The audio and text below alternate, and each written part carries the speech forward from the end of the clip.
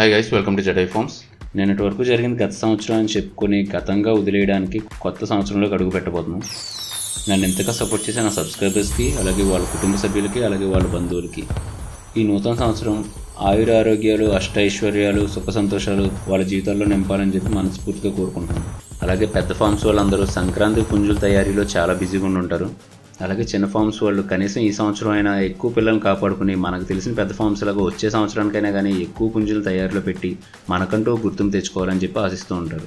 అలా ఎక్కువ పుంజుల తయారీలో పెట్టగలగాలంటే ముందు మనకు వచ్చే పిల్లల్ని కాపాడుకోగలగాలి. అలా పిల్లల్ని కాపాడుకోవడానికి ఏ జాగ్రత్తలు తీసుకోవాలనేది మన ఛానల్లో పిల్లలు చనిపోకుండా కాపాడుకోవడానికి ఇవన్నీ చేస్తున్నా అనే వీడియో ఒకటి పెట్టాను. దాంట్లో ఫుల్ ఇన్ఫర్మేషన్ ఉంది, అది చూడండి. సో పిల్లల్ని కాపాడుకోవడానికి ఆ వీడియోలో నేను చెప్పిన ఇన్ఫర్మేషన్తో పాటు మనం పెట్టే ఫీడ్ కూడా చాలా ఇంపార్టెంట్. ఈ వీడియోలో నేను పిల్లల కోసం సెపరేట్గా ఫీడ్ ఎలా తయారు చేసుకుంటాం అనేది చూద్దాం. సో దీనికోసం ముందుగా నేను తీసుకున్న ఐటమ్స్ చూద్దాం. 1/2 kg జీడిపప్పు, 1/2 kg బాదం, ఒక 100 గ్రాములు వేరుశనగ చెక్క. ఇది మనకి వేరుశనగ నూనె కోసం వేరుశనగను క్రష్ చేసిన తర్వాత వచ్చే చెక్క అన్నమాట. ఇది ఆయిల్ మిల్స్లోనే దొరుకుతుంది.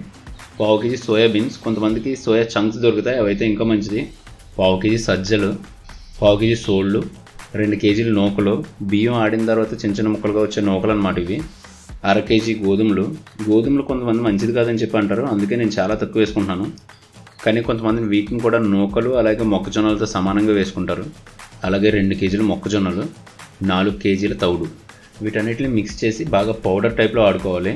ఇలా పౌడర్లాగా పొడిలాగా అని ఎందుకు అంటున్నానంటే, ఇలా పౌడర్లా ఉంటేనే పిల్లలకి ఫీడ్ ఫాస్ట్గా అరుగుతుంది. కొంతమంది ఇలా కాకుండా కొంచెం గ్రెయినీగా నూకలుగా కూడా ఉండేలా ఆడుకుంటారు, అది కూడా ప్రాబ్లం లేదు. నేనైతే ఫస్ట్ 2 days నా దగ్గర ఉన్న పిల్లలకి ఓన్లీ వాటర్ పెడతాను. ఆ వాటర్లో తాటి బెల్లం లేదా పసుపు కలిపి పెడతాను. ఆ 2 days తర్వాత డైరెక్ట్ నూకలు లాంటివి గట్టా అలవాటు చేయకుండా ఇలా ఫస్ట్ పిండిగా ఉన్నదే పెట్టుకుంటాను నేను. దీన్ని ఇలా 20 to 30 days పెట్టుకుంటాను. ఇలా 2వ నెల పూర్తవుతుంది అనగా వడ్లు లేదా నూకలకి అలవాటు చేసుకుంటాను. సో ఇలా గ్రాడ్యువల్గా ఒకటేసారి వడ్లకి నూకలకి అలవాటు చేయకుండా స్లోగా అలవాటు చేసుకుంటూ ఉంటాను. సో ఇలా పొడిగా చేసుకుని దానిలో వాటర్ కలిపి ఒక ముద్దలా చేసుకుని అది పిల్లలకు పెడుతూ ఉంటాను. ఫస్ట్ 2 నెలల వరకు పిల్లల్ని జాగ్రత్తగా చూసుకోవడం, వాటికి కావాల్సిన సప్లిమెంట్స్ అయ్యడం చాలా అవసరం. కాబట్టి నేను ఈ పొడి కలిపే వాటర్లోనే ముందుగా నియోడాక్స్ పౌడర్ కానీ లేదా పసుపు కానీ ఇటువంటి యాంటీబయాటిక్స్ ఏదో ఒకటి నెలలో ఒక వారం రోజులు వరుసగా ఈ నీటిలో నియోడాక్స్ కానీ పసుపు కానీ కలిపి ఆ తర్వాత ఈ పిండి ఆ నీటిలో కలిపేసి ముద్ద కింద చేసి పిల్లలకు పెడుతూ ఉంటాను.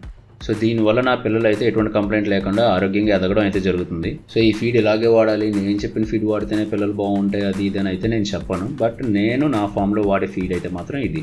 అలాగే మీ అందరికీ తెలుసు, మన జటై ఫార్మ్స్ నుంచి మంచి క్వాలిటీ ఫీడింగ్ మగ్స్ అయితే చేయించడం జరుగుతుంది. అలాగే వీటి హ్యాండిల్ కూడా చాలా స్ట్రాంగ్గా ఉంటుంది.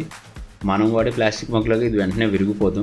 ప్లాస్టిక్ మగ్గు అయితే 1 లేదా 2 నెలల తర్వాత హ్యాండిల్ విరిగిపోవడం అయితే జరుగుతుంది. ఇది హ్యాండిల్ కూడా స్ట్రాంగ్గా ఉంటుంది. సో కాబట్టి హ్యాండిల్ విరగడం కానీ గిన్నె పాడవడం కానీ అటువంటిది ఏమి ఉండదు. సో ఇది ఈజీగా 1 year అంతకంటే ఎక్కువ కూడా రావచ్చు. సో ఒకసారి తీసుకుంటే మళ్ళీ 1 సంవత్సరం వరకు మనం మళ్ళీ తీసుకోవాల్సిన అవసరం ఉండదన్నమాట.